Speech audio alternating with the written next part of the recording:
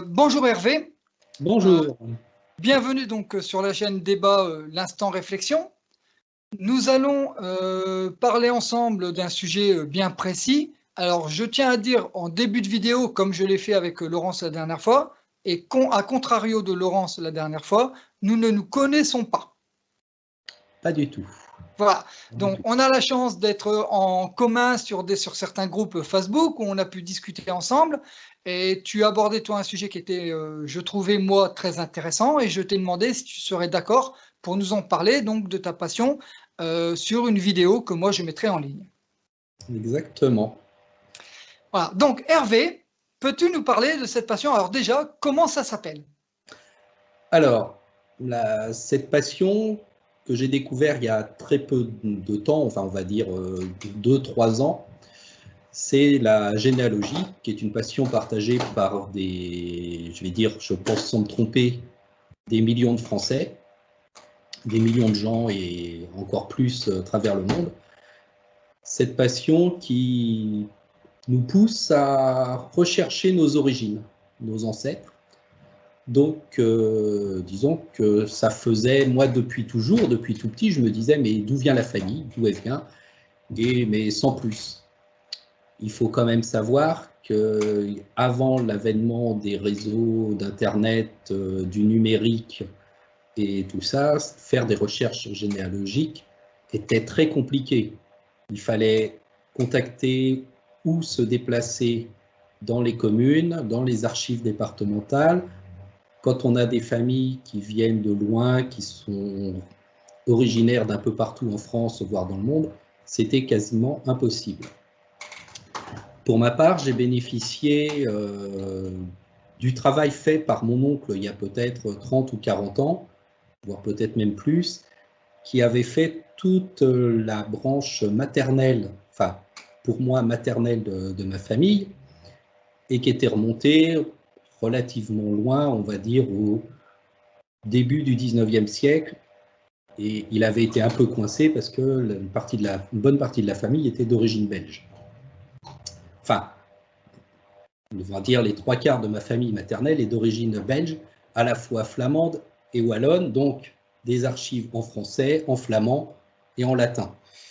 Voilà. Donc, je m'excuse, mais je vais te couper pour poser des questions, puisque c'est les questions que se poseront normalement les néophytes. Hein. C'est pour ça que je t'ai dit, je ne me suis pas renseigné, puisque l'idée, c'est de réagir comme un néophyte dans le système. Donc, je ne me suis absolument pas renseigné.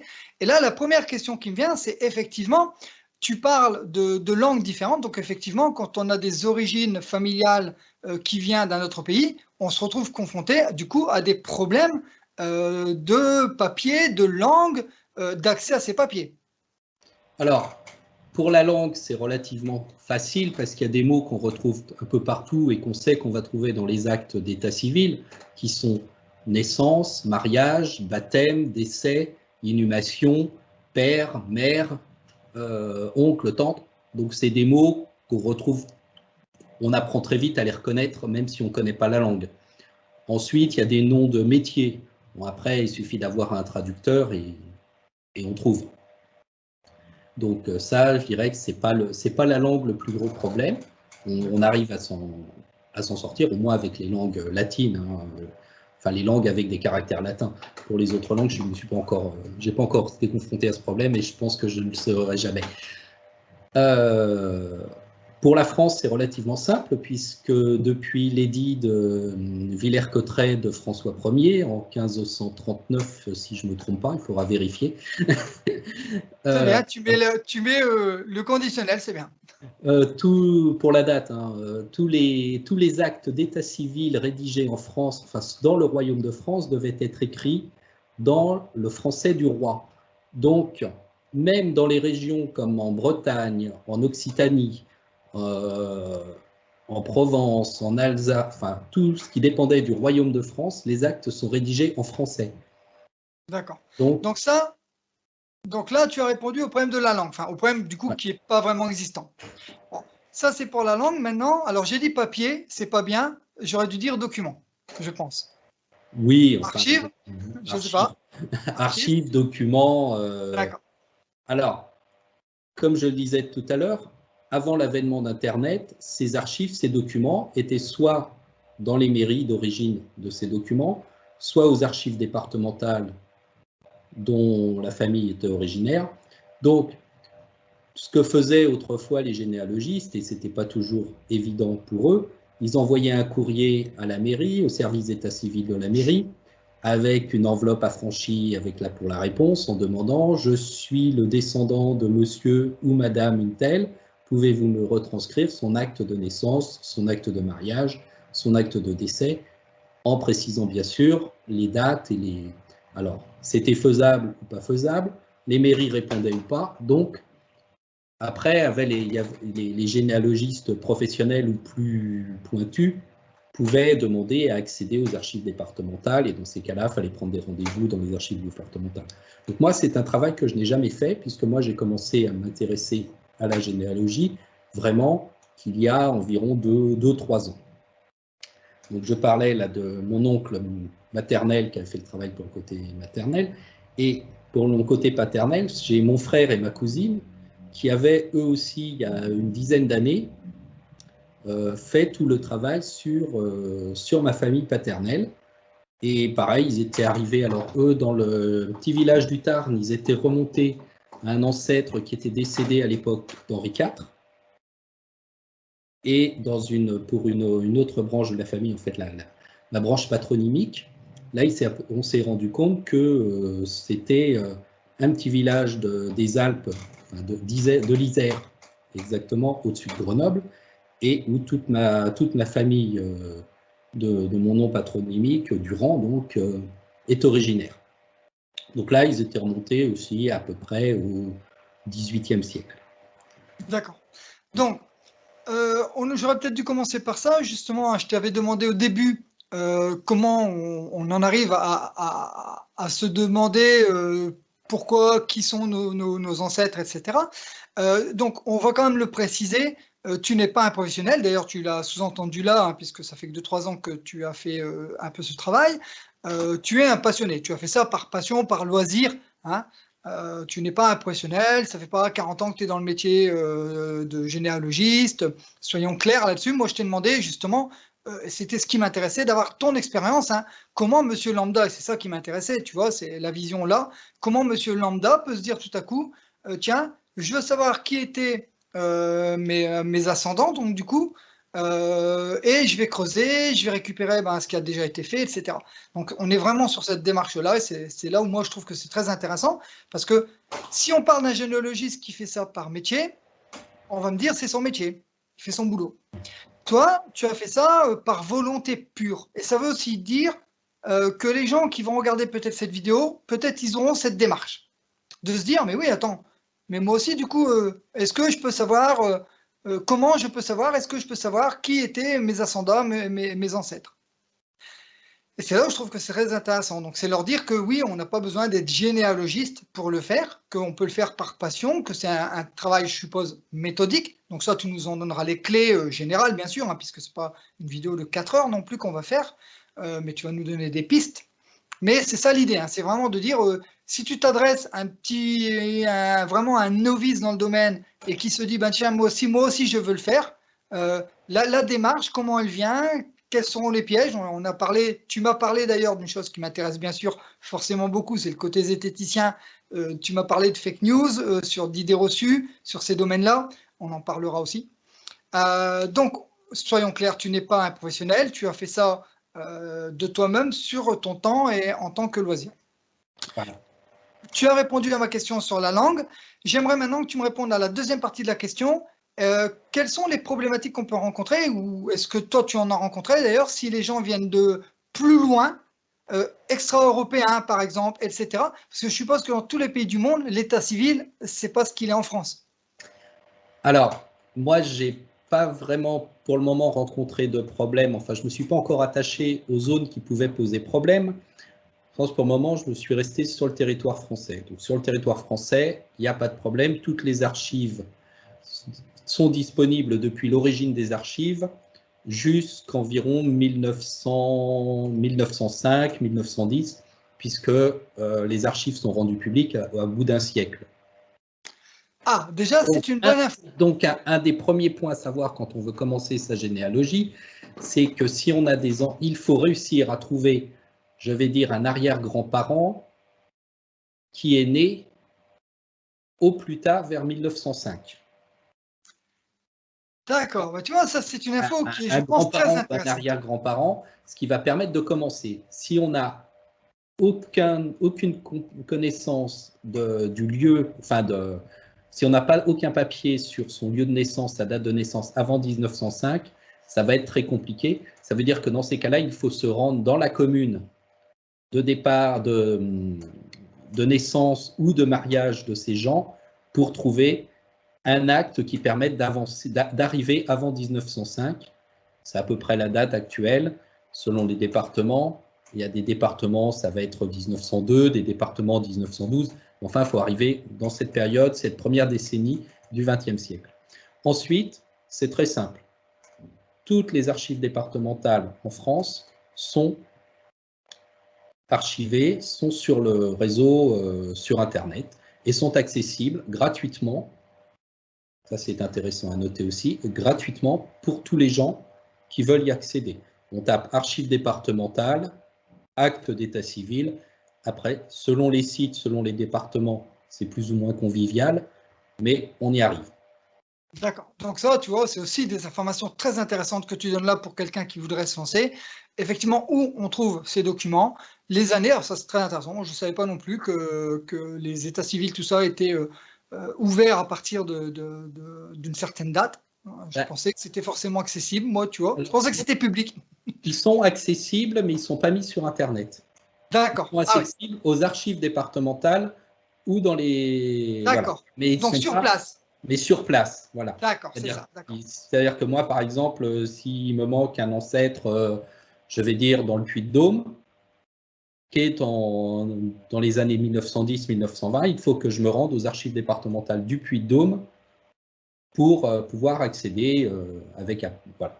Sinon, si c'est avant, il n'y a aucun problème sur Internet. Il faut avouer que l'Internet a grandement favorisé ce travail. Oui, il n'y a pas que de la boue sur Internet. Hein. Non, non, loin de là. Loin de là. Alors, autre chose, on n'en a pas parlé, et je pense que c'est important aussi. Pourquoi se lancer comme ça dans la recherche de ses ancêtres, de son histoire familiale? C'est parce que je pense que comme dans beaucoup de familles, il y a ce qu'on appelle les légendes familiales. L'ancêtre, l'oncle d'Amérique, la mésalliance, enfin, on peut imaginer tout et n'importe quoi. On entend tous parler de « Ah oui, mais il y a longtemps, un de tes grands-oncles ou un de tes oncles ou un de tes grands-pères avait… » Voilà. Donc, l'une des choses qui était intéressante, c'est qu'effectivement, ça permet de retrouver et de rétablir la vérité sur l'histoire familiale. Alors, on découvre parfois des choses un peu surprenantes, des choses qui, pour ma part, moi, dans ma famille, n'étaient pas cachées, on le savait tous, c'est que simplement des mariages entre cousins. D'accord. Surtout quand on est dans certains petits villages. D'accord. Moi, C'était une dans ma pratique qui famille, pouvait être répandue, ça, à l'époque? ben, alors là, j'ai pas À trouvé. ton avis, hein? Non, j'ai pas trouvé ça très répandu. Dans mon cas particulier, c'est toujours pareil. Un cas Toujours pareil. particulier fait pas Généralité. référence, hein, mais dans mon cas particulier, sur les générations que j'ai pu remonter, sur l'ensemble des familles que j'ai pu remonter, de mémoire, je n'ai trouvé que sur l'ensemble de mes ancêtres jusqu'en 1700, environ que 4 ou 5 mariages entre cousins. D'accord. Ce qui en soi est très peu, sachant que, parce qu'à chaque génération, il ne faut pas oublier qu'on double ses ancêtres. Oui, et puis, alors, oui, enfin, je dis oui, non, j'en sais rien, hein, tu vas nous expliquer ça. Automatiquement, on a tous deux parents. Voilà. Mais par contre, oui, exact. Mais alors, justement, je rebondis juste avant, parce que ça m'intéresse beaucoup ce que tu viens de dire là, mais je finis sur le truc avant. Tu parlais donc de mariage entre cousins, mais c'est vrai aussi que du coup, cousin, il y a cousin proche, cousin éloigné, Alors ça là, peut moi, je être… parle de cousins germains. Voilà, de cousin et germain, voilà, qu'on s'entende bien et que les termes soient clairs. Non, parce qu'après, cousins éloignés, oui, dès qu'on est dans des petits villages de montagne notamment, automatiquement, on s'aperçoit que les générations font des boucles. D'accord. Sur D'accord. 5-6 générations, on retombe sur le même ancêtre pour une branche. Mais on va pas dire que là, c'est du cousinage proche. D'accord. Quand je parle de cousin, c'est cousin germain. D'accord. Alors, je ne voudrais pas laisser en suspens une question que je t'ai posée tout à l'heure, mais donc je pense que tu as répondu en disant que tu n'as pas été confronté, donc tu ne sais pas. On est bien d'accord que pour l'étranger, ce n'est pas ta partie, tu ne sais pas, tu n'as pas eu Alors, d'expérience moi, j'ai sur commencé à l'étranger. Belgique. J'ai commencé à D'accord? Belgique, c'est pour cela que je parlais tout à l'heure des langues Ah, françaises, flamandes et latines, puisque les archives belges sont en français côté Belgique francophone, en flamand ouais, côté Flandre, évidemment. et avant la Révolution française, avant l'occupation française de la Belgique par les troupes révolutionnaires et Napoléon, les archives étaient en latin. D'accord. Voilà, D'accord. pour la Belgique, ça c'est le truc pour la Belgique. Alors peut-être que des gens qui ont l'habitude de la Belgique auront d'autres choses plus précises. Moi pour le moment, je ne suis pas encore remonté très très loin en Belgique, je me suis arrêté environ en 1750. D'accord. Alors tiens, justement, tu parlais de la Belgique. Tu as dit une information très intéressante sur la France pour l'ouverture sur Internet, hein, la mise sur Internet des documents. Il y a un truc similaire en Belgique? Il y a un truc similaire en Belgique, ouais. Faut être honnête, je n'ai rien contre les Belges, mais le site des archives belges est nettement moins convivial et un peu plus complexe à prendre en main que celui des archives françaises, enfin des quelques départements que j'ai D'accord. pu voir dans les archives françaises. Donc Sinon, il est là, très tu parles bien. interface, on est d'accord, hein? C'est l'interface. Hein, Ergonomie, interface, d'accord. c'est juste l'ergonomie interface qui, je trouve, est moins pratique. Mais après, c'est une opinion toute personnelle. Ça tombe bien, c'est la tienne que je demande. Bah, mais par exemple, est-ce que tu as appris des choses, est-ce que tu sais d'ailleurs, hein, ou pas, sur la mise sur Internet des archives, par exemple, belges? Est-ce que c'est comme nous, il y a une date? Est-ce que tu as pu, non, Oui, avoir une info là-dessus? c'est à peu près pareil. C'est à peu près pareil. C'est à peu près Bon, pareil au niveau des dates. on Je va crois pas que faire les chauvins, mais on va dire que comme souvent, la Belgique a quelque chose de très et similaire à la France. je pense que c'est quelque chose au niveau international qui est reconnu, c'est le droit à la vie privée, le droit au secret pour les personnes non décédées. Pour les D'accord, donc personnes il donne une marge, d'accord, ce qui est un assez siècle, logique. d'environ Oui. un siècle actuellement. Donc, et d'ailleurs, parce qu'on va continuer là sur ces choses-là, il y a des sites qui permettent de faire la généalogie en ligne, quelques sites, quelques grands sites, hein, je vais en citer deux ou trois, il y a Généanet, MyHéritage et Philae ou des choses comme ça, qui de toute manière, là aussi, on ne peut pas, sauf si les gens se mettent, quand on rentre des personnes qui sont moins d'un siècle, les noms et les dates, enfin les noms ne sont pas forcément masqués, mais les dates de naissance sont masquées. Donc on ne peut pas les identifier. Voire des fois, les noms et les noms sont masqués. Donc D'accord. c'est aussi, alors sauf si les gens ont accepté que leurs données soient visibles. Mais généralement, les gens masquent, notamment pour protéger les enfants Oui, ou les oncles et tantes, enfin voilà. Donc c'est une chose, je pense que c'est il faudrait se renseigner auprès d'un juriste, mais ça doit être une donnée légale qui fait que pour les personnes vivantes, on ne peut pas, c'est comme comme le droit à l'image, le oui, droit, oui, bien sûr, bien sûr. Il je y a une pense que certaine confidentialité, ça s'entend. Alors, je rebondis encore une fois, hein, mais je te dis que ça se passerait comme ça. Tu as parlé de sites, oui, donc il y a des sites qui sont dédiés à ça. oui, Ils qui font sont, tout, presque, comment ça marche? ce sont des sites collaboratifs. D'accord, Quand je dis collaboratif, hein, c'est un peu comme ça qu'eux aussi se définissent. C'est-à-dire qu'ils mettent à disposition un outil qui permet de rentrer les noms, les dates de naissance, les dates de décès, enfin tout ce qu'on connaît sur la personne, de dire s'ils sont mariés, s'ils sont divorcés, les enfants qu'ils ont eus. Et donc en fait, on reconstitue son arbre généalogique comme ça. Donc, et on a, pour les gens qui sont suffisamment anciens, la possibilité d'accéder aux données des autres gens qui sont des autres généalogistes sur ces sites. Donc il faut avouer aussi que ces sites aident grandement pour remonter, puisque quand forcément. on a une personne qui a le même nom, le même prénom, même date de naissance, même date de mariage, même date de décès, il y a quand même une probabilité très élevée pour que ce soit la la même même personne. chose. Voilà. Les lois de probabilité sont là, mais voilà. Donc, ça aide grandement et ça permet des fois de repartir sur une branche où on avait coincé parce qu'il manquait une donnée. D'où le côté collaboratif dont tu parles. Collaboratif de ces sites qui sont. Alors, tu en avais cité, tu peux me les redonner? Moi, je les chercherai pour les mettre dans la description de la vidéo. Alors, moi, j'utilise Généanet. Ouais, Il y a MyHéritage d'accord, et Philae. Mais celui-là, je ne l'utilise pas ou quasiment pas. d'accord. Généanet est un site français, alors que MyHéritage est un site américain. Bon, je mettrai celui du site français sur la description de la vidéo pour ceux que ça intéresse et qui peuvent aller chercher un peu. Tu as une question qui t'est venue entre deux? Non. Non? Bon. Elle veut pas savoir c'est qui ses ancêtres. Elle a dit mes ancêtres, c'est les Gaulois. Bon, c'est une façon de voir. Hein. Écoute, nos ancêtres les Gaulois, écoute, jusque-là, ça va. Donc, tu peux nous rappeler, je ne sais plus si tu l'as dit dans la description au début, mais tu peux nous rappeler là maintenant jusqu'où toi t'es remonté?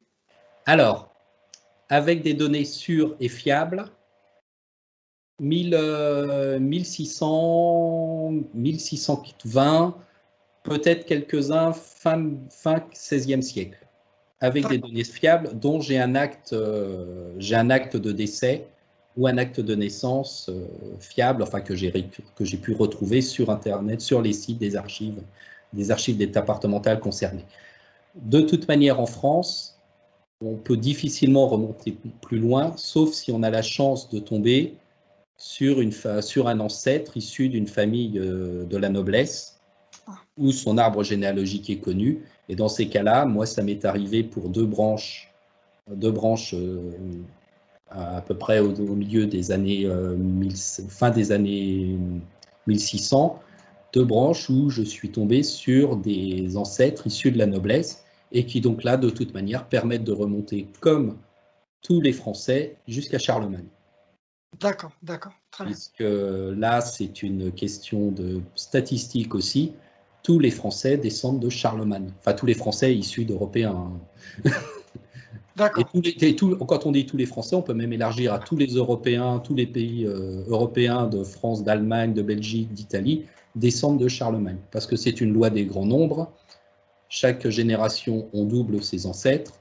Quand on arrive à Charlemagne, on est à, je crois, on considère qu'il y a 4 générations par siècle. Charlemagne, c'est en l'an 800, donc 12 au siècle, multiplié par 4, ça fait 48 générations. Donc 2 puissance 48 ancêtres. Je vous ferai le calcul pour savoir combien ça fait. Ou pas. Ça représente plus d'êtres vivants, plus d'êtres humains qu'il n'y en avait sur Terre à l'époque. C'est énorme ce que tu dis. Donc, il y a une chaîne YouTube, je ne sais plus le nom, je crois que je t'avais donné le lien, je ne sais plus le nom de la chaîne, qui dit que quand on remonte à peu près, c'est à moins 4000, je ne sais plus si c'est moins 3000 ou moins 4000 avant Jésus-Christ, tous les êtres humains vivants sur Terre descendent de tous les êtres humains vivants à cette époque-là. Ah, d'accord. Ce qui veut dire qu'on a tous un ancêtre qui a construit les pyramides, vécu Non, en ça, Chine. c'est pas possible, puisque les pyramides, on sait tous que c'est les extraterrestres qui les ont créées. Voilà. Je ne vois pas ce que tu me racontes. C'est à peu près ça. On a tous un ancêtre qui a vécu en Égypte aux environs au moment de la construction des pyramides, qui a vécu en Chine avant l'avènement de l'Empire chinois, qui a vécu en Europe avant l'arrivée des Gaulois en Europe. C'est statistiquement. Après, voilà, c'est une question de loi statistique et de loi, puisque donc il est évident que tous les Français, la légende dit que tous les Français descendent de Charlemagne, c'est pas une légende, c'est une réalité.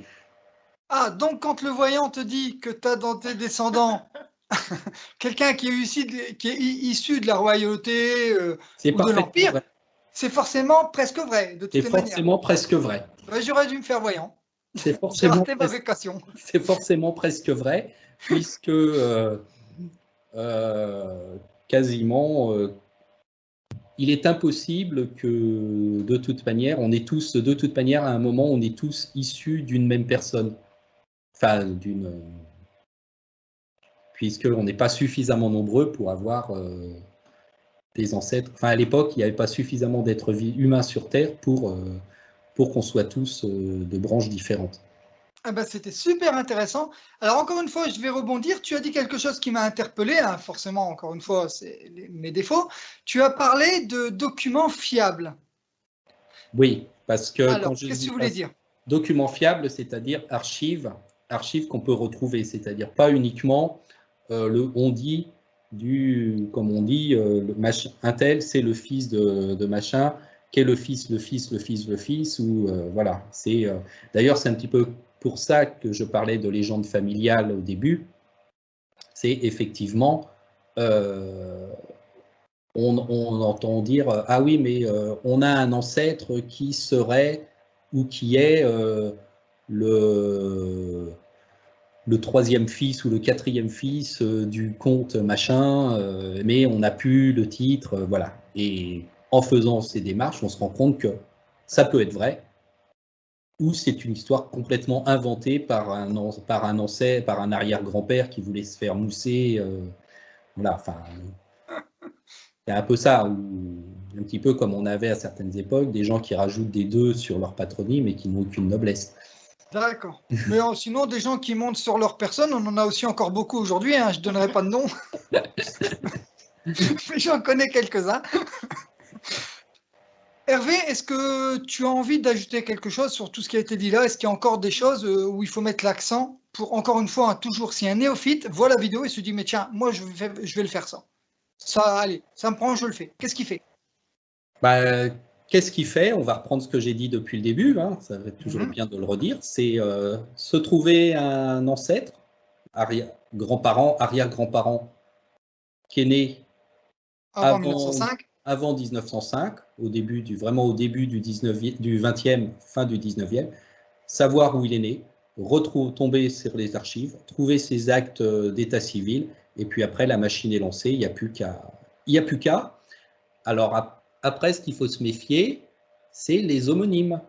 Quand on est dans Ah des oui, petits villages, ou surtout qu'il faut voir qu'à part les prénoms ont commencé à se diversifier, je dirais vers 1850, mais avant, c'était toujours Pierre, Paul, Jacques, Jean, Michel, et le fils avait le nom du père, qui avait lui-même le nom de son père, etc.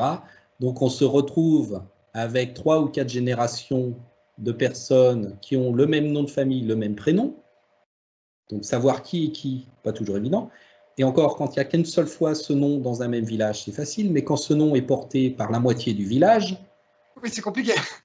ça devient pas toujours simple de savoir est-ce que ce Jean est le fils de Jean machin ou le fils de Jean machin qui n'est pas né le même jour. Donc des choses, des fois, c'est des petits pièges qui faussent des généalogies. Et des fois, on peut se prendre plusieurs semaines à plusieurs mois avant de trouver le bon fil. C'est comme D'accord. Donc, quand on démêle une pelote de laine, il faut trouver le bon fil. voilà. Donc, ce qu'on peut recommander à quelqu'un qui est néophyte et qui se lance dedans, c'est vraiment faire attention aux homonymes. Et c'est vrai qu'il n'y en a pas. Enfin, ça va vite. Moi, je veux dire que j'ai déjà fait, comme je pense tout le monde, le jeu d'aller sur Google et de taper mon nom pour voir ce qui se passe. Et Voilà. effectivement, je suis avocat dans un autre département. Euh, bon, c'est pas moi, raté. Mais voilà. Mais effectivement, je vois bien qu'il y en a des autres qui s'appellent comme moi, hein, voilà. Exactement. Et donc, effectivement, et comme tu dis, là, on est quand même une génération où on a des noms qui se sont largement ouverts et encore plus récemment. Mais effectivement, tu as très bien mis le doigt dessus. C'est vrai qu'on avait une époque où non, les noms étaient très restreints Et les et les enfants, prénoms aussi.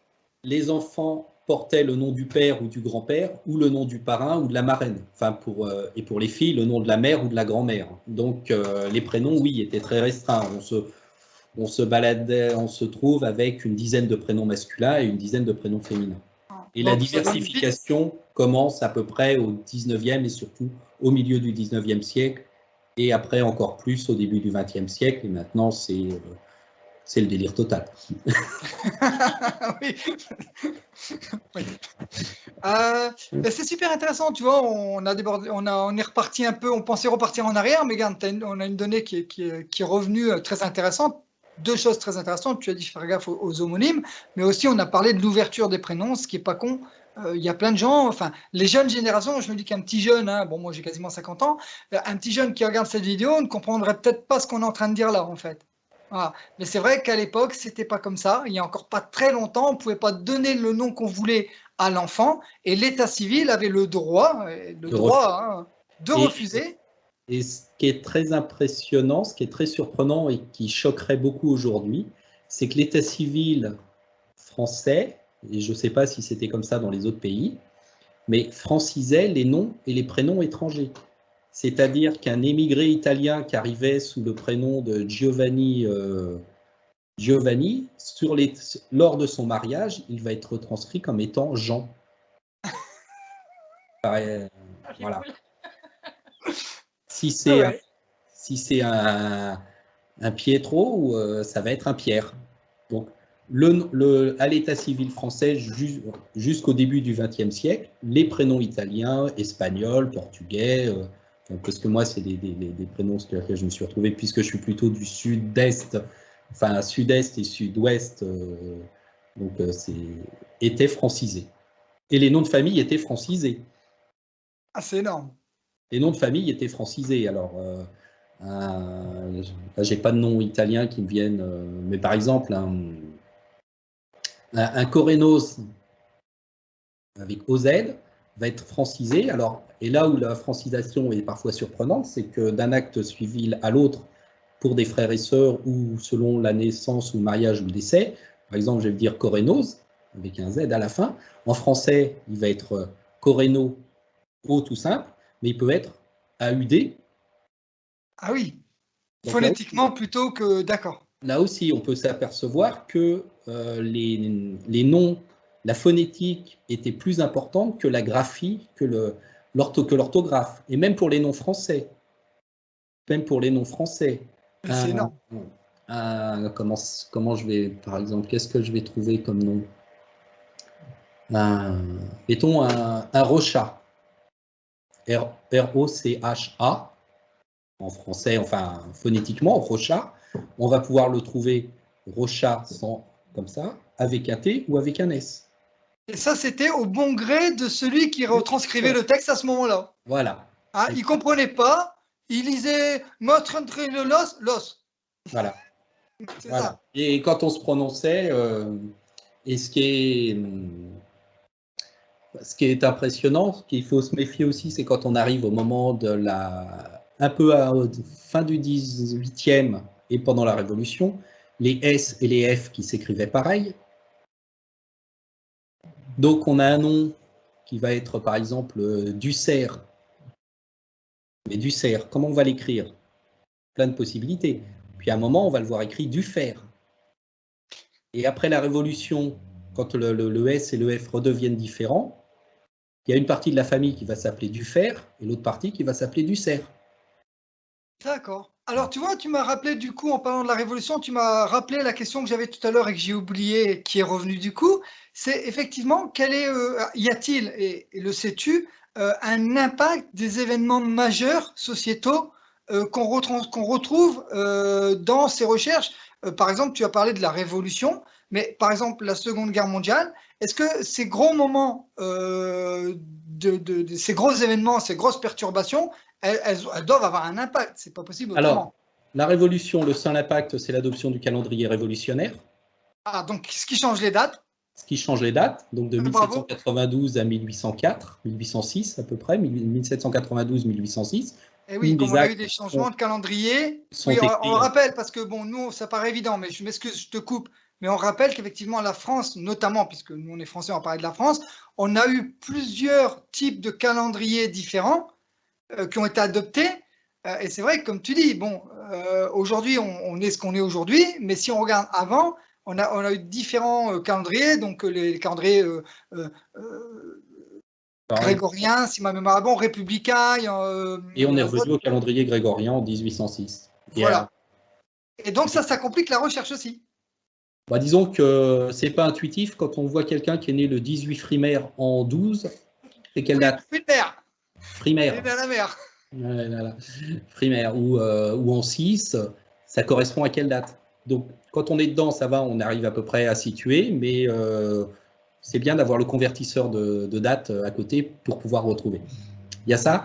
La Seconde Guerre mondiale, la Première Guerre mondiale, alors, ont certainement eu des impacts, mais sur la destruction d'archives, moi, ça n'a pas été mon cas. Les guerres de religion ont certainement eu dans le cas où il y a eu des incendies, enfin, je dirais que, mais les archives étant doublées,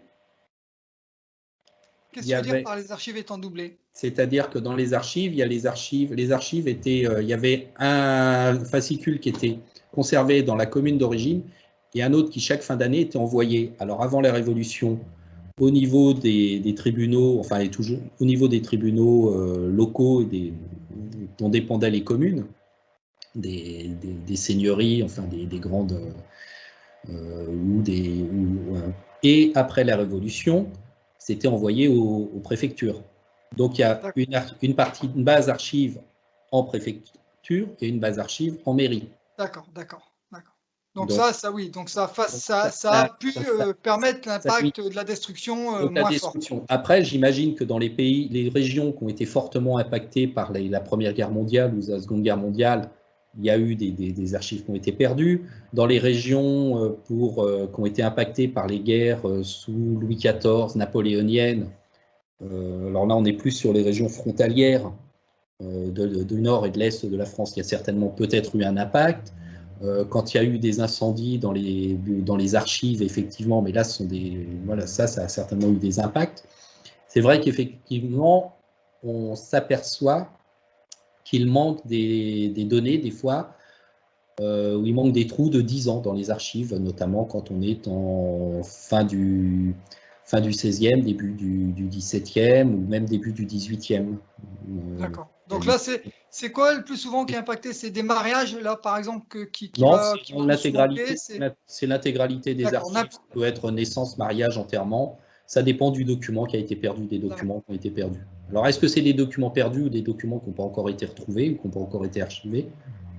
Ça doit dépendre des endroits. Par contre, moi, je me suis rendu compte, c'est ce que je me suis intéressé plus particulièrement, comme je le disais au début, au village de mon nom patronymique. Et comme mon ancêtre qui a quitté ce village au début du XXe siècle, mais avant, toute la famille, donc lui et ses parents, sont nés dans ce village et n'ont pas bougé de ce village. Donc quand on remonte, début du 20e, quand on remonte jusqu'en 1700 à peu près, ça fait beaucoup de monde, puisque ça fait 8 générations. 2 puissance 8, si je ne me trompe pas, ça doit faire 256 ou 512 personnes. Je te crois sur parole. 2 plus 2 égale 4, c'est jusque là, ça va. Enfin, 2 fois 2 fois 2 fois 2 fois 2, ça fait beaucoup de monde. Donc, et je suis redescendu de tous les gens que j'étais remonté, je suis redescendu donc, pour faire ce qu'on appelle les branches collatérales. Donc les cousins. D'accord. Cousins de cousins. Donc je suis redescendu dans ce village, c'était facile puisque les gens dans ce village se mariaient quasiment tous dans le village. Quasiment très peu. Donc là, c'est de manière assez surprenante, sur environ 2 siècles, sur l'ensemble des mariages, il n'y a à peu près que 10% des gens qui arrivent extérieurs au village.